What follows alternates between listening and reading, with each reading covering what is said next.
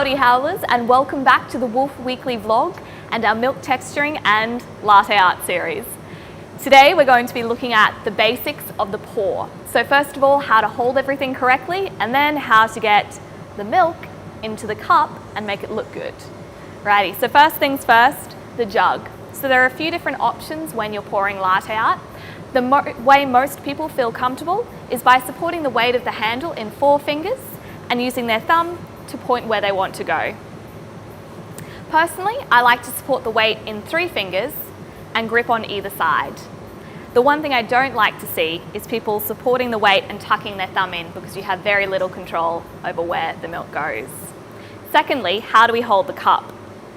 Now, if you're a right-hander, you're more than welcome to hold the cup from the handle.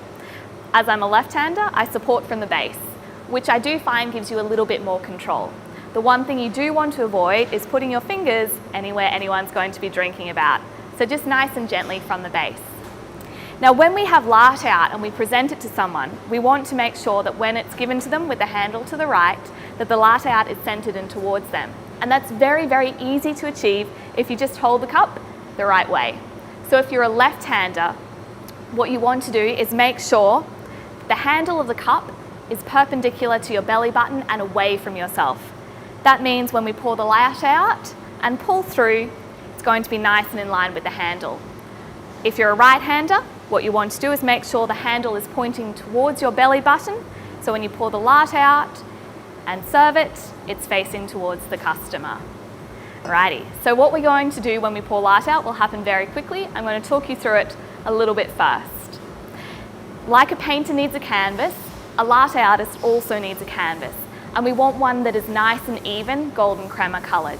So what we need to do for the first half of the pour is simply pour the milk through the crema. So we're going to sink the milk through the crema, mix it in nice and evenly. So at about half to 3/4 of the way full, we just have a nice even crema colour to pour our latte art into. Now think of this like diving. So Olympic divers, they don't want to create a splash. We don't want any white splashing out onto our canvas. So what we do is we dive into the deep end of the pool. When you hold your cup tilted, you'll notice that the crema has a deeper area. What we want to do is pour directly into this, and that's going to sink it through. Mix in, mix in, mix in. You're pouring a little bit faster and a little bit higher than you normally do when you're actually pouring the art. If you notice any white bits pop up, all you do is pour over them and you're going to sink it through. Generally, people like to draw little circles in the deep end. When it gets to 3/4 of the way full or half full, wherever you're comfortable, it's time to start the pour. To do that, we want to make the white bits come out onto the brown bits. To do this, all we do is drop our jug position down and tilt a little bit more. And if your milk is well textured, it will naturally pour out and create nice contrast between the white and the golden crema. When you're pouring, you do want to keep your cup at a little bit of an angle. This is going to increase the surface area and make it easier for you to pour.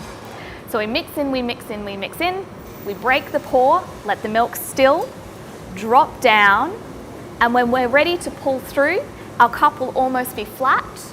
We go up and through. So we're doing that sinking motion again to create a nice line in the center. Alrighty, so pouring is easy.